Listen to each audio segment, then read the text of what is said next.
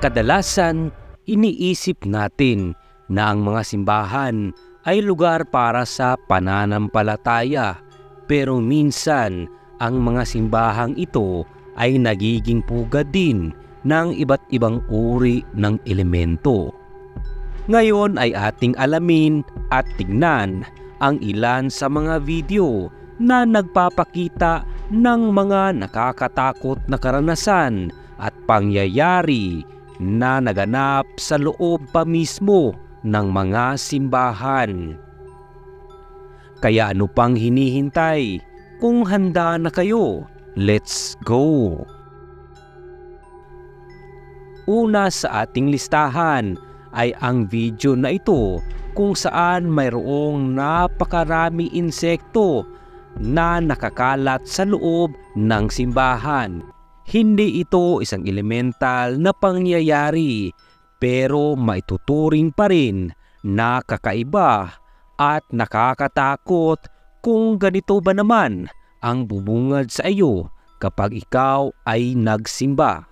Sa video namang ito ay makikita natin ang isang pari na kasulukuyang nagmimisa nang magimbal ang lahat nang may narinig silang sigaw ng isang babae at talaga namang nakakakilabot ang mismong sigaw. Sino ba namang matinong tao ang sisigaw ng ganyan sa loob ng simbahan at sa mismong isinasagawang misa? Sa video namang ito ay ang paghamon ng grupo ng kalalakihang ito sa elemento sa loob ng simbahan.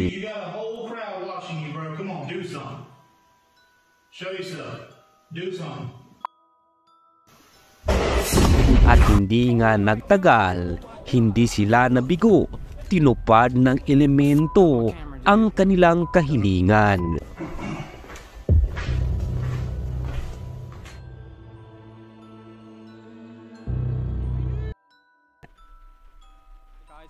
Sa susunod na video, ang pagpasok ng isang vlogger sa isang abandonadong lumang simbahan.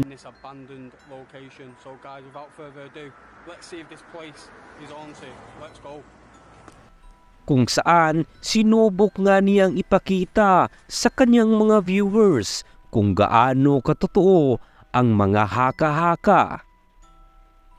Papatunayan din sana niya kung gaano siya katapang, kaya ito'y ginawa niya sa gabi. Nang pumasok na siya sa loob, ay talaga namang sinubok ang kanyang tapang nang may makita siyang babaeng nakaupo sa upuan.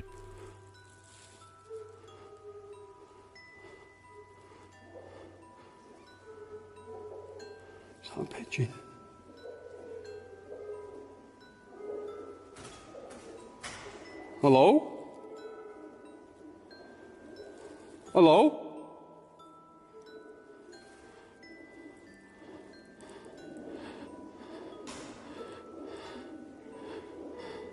Hello?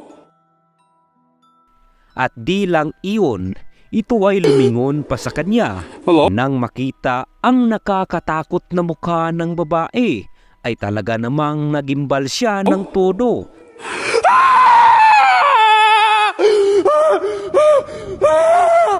Oh my God! At kumaripas ng takbo sa sobrang takot. Sa susunod na video ay ang grupo ng mga paranormal investigator sa isang YouTube channel pumasok sa loob ng simbahan para subukan kung gaano katotoo ang isang haka-haka na may nagpaparamdam na isang espiritong nagngangalang Thomas. Who was that? Relating to your family with your family crest. At dito, sinubukan pa nilang kausapin ang nasabing elemento at ito'y sumagot sa pamamagitan ng boses at katok sa paligid.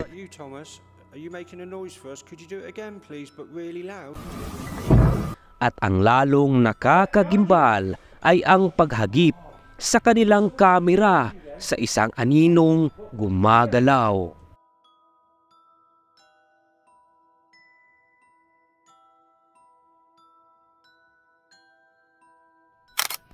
Sa huling video naman ay isang pastor o pare na gumagawa ng video recording sa loob ng simbahan sa kasalukuyang pagsasagawa ng video recording ay ang paggambala.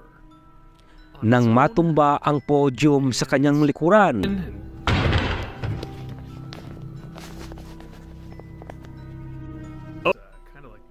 sinabi niyang 3 beses na daw natumba ang nasabing podium. Wobbling? Okay, so we checked the vent. There's a vent there that is not an air duct that has any forced air at all, so it can't be wobbling from that. There's absolutely no breeze in here. You can see by the banner there. There's no air conditioning. It's these things. They're off. I don't know. So I'm just gonna sit here and watch it for a little bit. And At sa hulihan naman ay ang paggalaw ng banner sa gilid. seriously, nothing else. There's no breeze. It's moving again.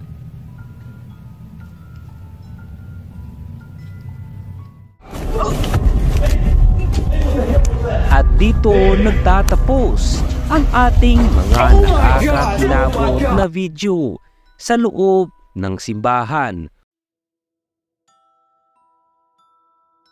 Kung nagustuhan mo ang video na ito, ay huwag sanang kalimutang mag-like at share. Hanggang sa muli!